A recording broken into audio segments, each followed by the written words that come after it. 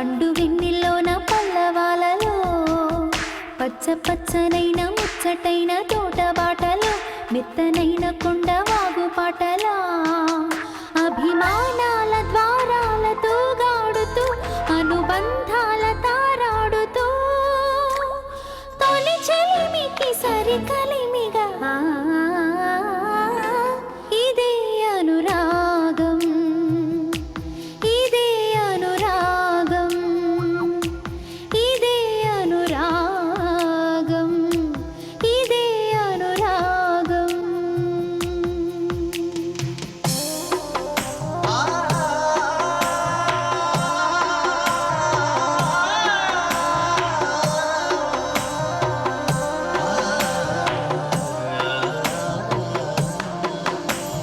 సగమప సగమప సగమప సగమప ఆ ఆ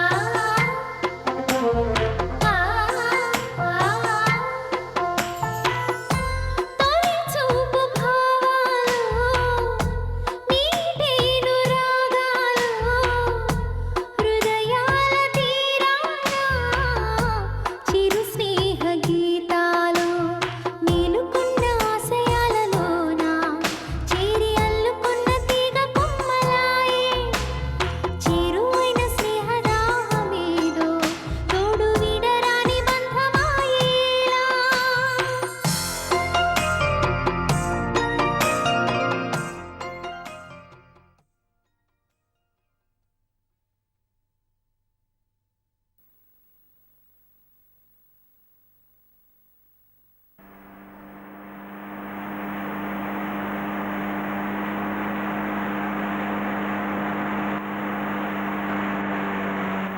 కారాపు వెనకెళ్ళు.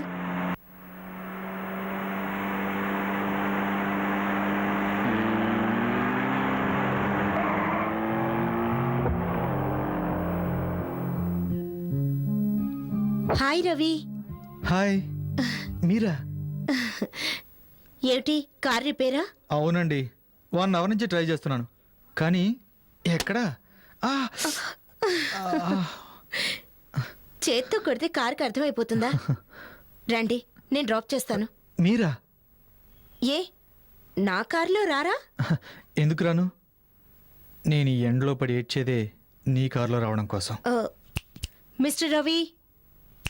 Ravi, what happen? ఏంటి ఆలోచిస్తున్నారు? అబే ఏం లేదు, మిమ్మల్ని ఇబ్బంది పెట్టడం ఏం బాగుంటుందని. నేను ఇబ్బంది పడుతున్నానని మీకు ఎవరు చెప్పారు? లేనిపోనివన్నీ మీకు మీరు ఊహించుకోవటమేనా? అది కాదండి. సరే, కార్లో వెళ్తూ అన్నీ మాట్లాడుకుందాం. ఓకే రండి. ఓకే.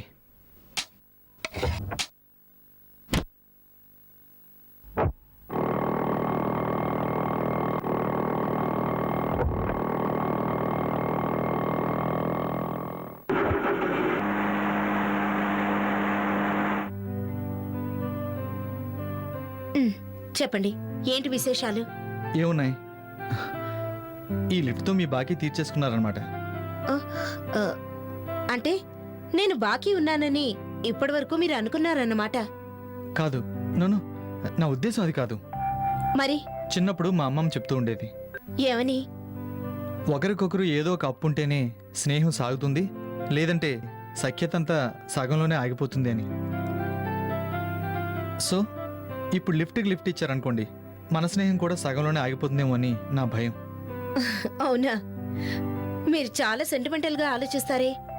సెంటిమెంట్గానో కాదో నాకు తెలియదు కానీ సెన్సిటివ్గా మాత్రం ఆలోచిస్తానని నా ఫ్రెండ్స్ అంతా అంటూ ఉంటారు. Of course, that's also right. ఎలా చెప్తున్నారు? మీకు సైకాలజీ తెలుసా? అస్సలు తెలీదు. కాకపోతే మీ వే ఆఫ్ టాకింగ్, మీ వే ఆఫ్ థింకింగ్, మీ డ్రెస్సింగ్, వీటన్నిటిని చూస్తే నాకు అలా అనిపించింది. అది రైట్ అని అనుకోను, కానీ రైట్ అవుతుందేమోనని అనుకుంటున్నాను. అమ్మో, మీరేమో అనుకున్నాను. ఎంతైనా ఫారెన్లో చదువుకుని వచ్చారు కదా, మీకు అన్నీ తెలిసే ఉంటాయి. అంటే ఇండియాలో చదివిన వాళ్ళకి తెలియవా? దేశం ఏదైనా శాస్త్రం ఒకటే కదండి. ఆచార వ్యవహారాలు, సంస్కృతి సాంప్రదాయాలు వేరు కావచ్చు, కానీ మిగతా ఆస్ట్రాలజీ, బయాలజీ, ఫిజిక్స్, కెమిస్ట్రీ ఇవన్నీ ఏ కంట్రీలో అయినా ఒకటేగా. Of course. అరే, ఏమైంది? మనం మాటలో పడి మైలు దాటేశాం. ఓ అవునా, 1 మినిట్. డ్రైవర్ కారాపు.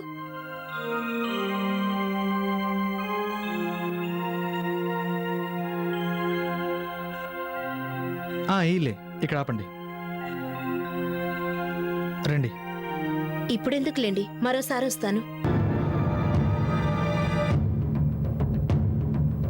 మిమ్మల్ని చూస్తుంటే యమభటుల్ని చూసినంత గాబరాగా ఉంది. అదే మీ అమ్మగారు, మా ఆవిడ, మీ బాస్ ఎక్కడా? ఏమిటి రాగానే నా పేరు చెప్పిస్తున్నారు? ఏమిటి సంగతి? అబ్బే పనేం లేదు, జస్ట్ అడిగానంతే. హ్మ్. సమక, ఉన్నట్టుండి ఆ దేవతని పిలుస్తున్నావే, పిలవగానే వస్తానని వరం ఇచ్చిందా? సమక,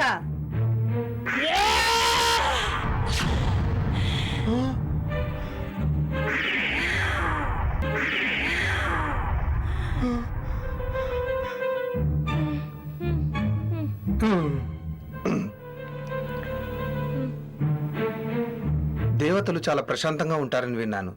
ఈ దేవత ఏంటి భయపెట్టేలా ఉంది? చాలండి మీ చెత్త జోకులు మీరు.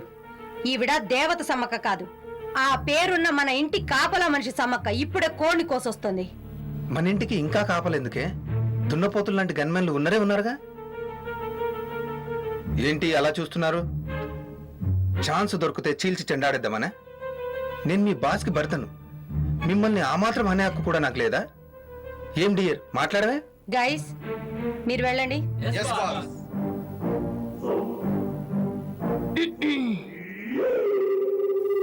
నేను మాట్లాడటం గురించి తర్వాత మీరేమిటి తెగ రెచ్చిపోయి వాగుతున్నారు?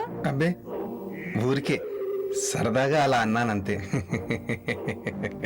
సమక, ఏంది బిడ్డ? ఈయనే మా ఆయన. ఈయన మాటలు బట్టే నీకు అర్థమై ఉంటుంది ఈయన క్యారెక్టర్ ఏమిటో. మాటలో క్యారెక్టో నాకు తెలియదు గాని నీ పెనిమిటిని చూస్తుంటే నాకైతే నచ్చట్లేదమ్మా.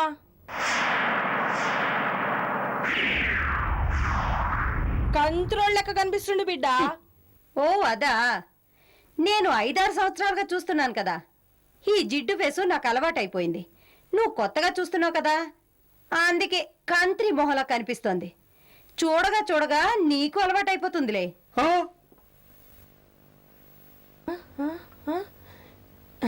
నీ నోట కత్తి పెట్టా?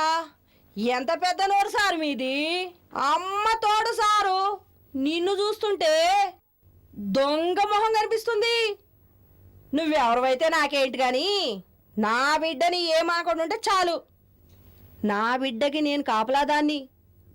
గామని ఎవరన్నా అన్నారనుకో, గాణ్ణి గట్లనే నరుకుతా. సమజైందా?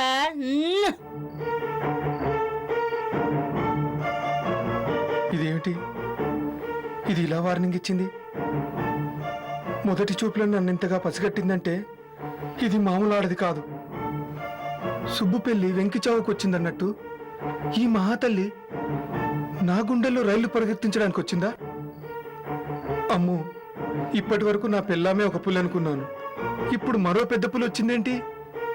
అమ్మో, ఇలా అయితే ఈ ఇంట్లో ఉండడం చాలా కష్టం. నా పెళ్ళం కాళ్ళ వేళ్ళ పడైనా సరే ఆ సమ్మక్కని ఇంట్లో నుంచి పంపించేయాలి. అర్జెంటుగా మా డార్లింగ్తో మాట్లాడేయాలి. ప్లీజ్ కూర్చోండి. Thank you. ఏంటి మా ఇంటిని అంత పరిశీలనగా చూస్తున్నారు? మీ ఇల్లు చాలా అందంగా ఉంది. అందంగా ఉందా లేక చిన్నదిగా ఉందా? ఇల్లు చిన్నదైనా పెద్దదైనా అందంగా తీర్చిదిద్దుకోవడంలోనే కదా మన టేస్ట్ బయటపడేది.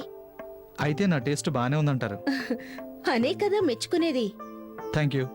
ఆ, అవును, మీరు మ్యారీడ్ అన్నారు. మీ వైఫ్ గురించి ఏం చెప్పరే? ఎక్కడికి వెళ్ళారు?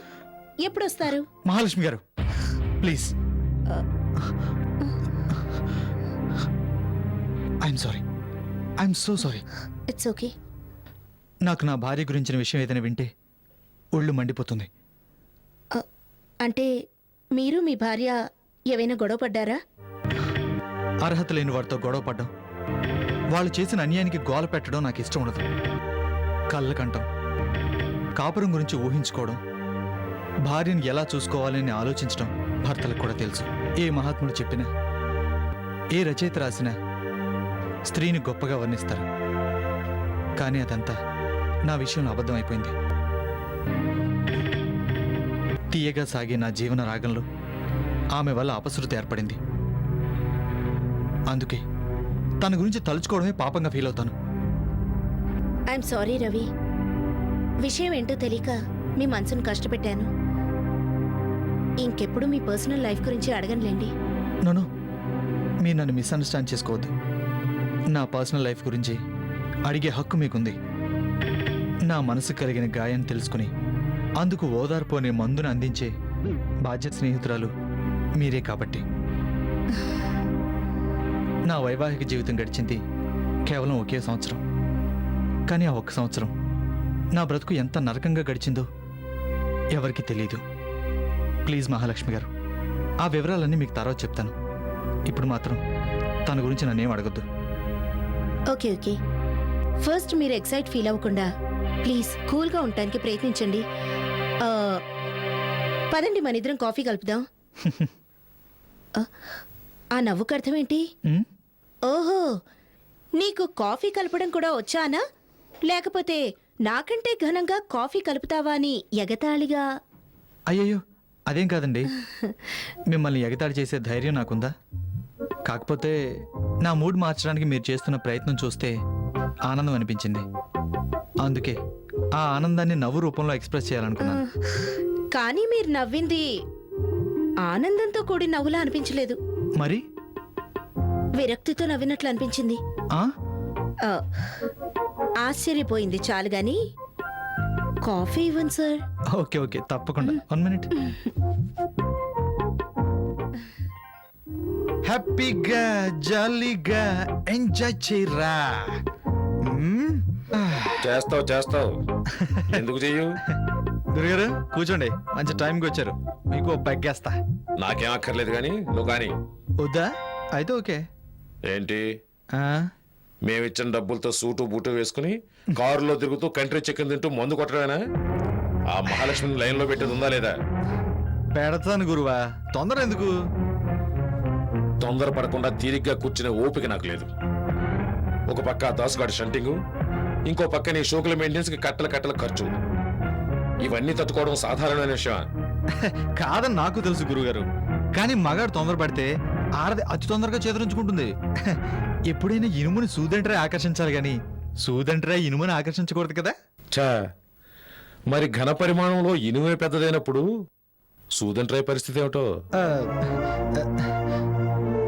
చూడు రవి, నాకు లాజికల్ చెప్పకు. చెప్పిన పని శ్రద్ధగా అమలు చేయడానికి ట్రై చేయి. త్వరలో ఆమెతో పెళ్లి మాట కదుపు. ఆ, అసలు ప్రేమే మొదలవలేదు మగడా అంటే పెళ్లి మాటలు అంటారేంటి గురువా? ఇప్పుడు అసలు దాన్ని ఏ వంకతో కలవాలో ఆలోచించడానికే ఇదిగో ఈ మందు చెడప్ అంతా. అవునా? అవును గురుగారు. అయితే రేపు నువ్వు వెళ్ళి ఆమెను కలవక్కర్లేదు, ఆ? ఆమె నేను కలుస్తుంది. ఎలా? ఎలా అంటావేమిటయ్యా? రేపు నీ బర్త్డే కదా. రేపు నా బర్త్డేనా? అవునవును, రేపు నా బర్త్డే కదా. ఇంకా ఆలస్యం దేనికి? ఫోన్ చేసి invite చెయ్. Okay okay.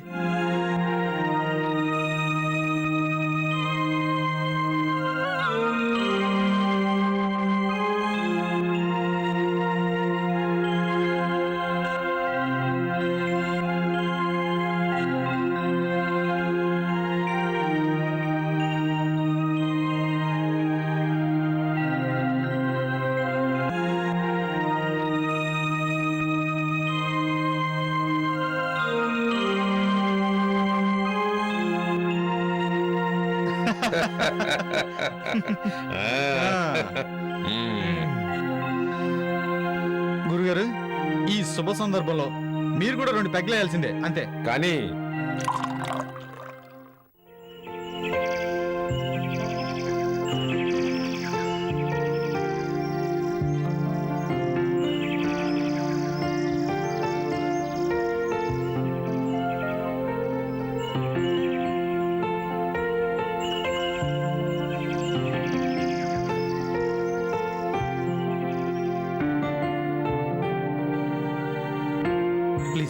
Thank you.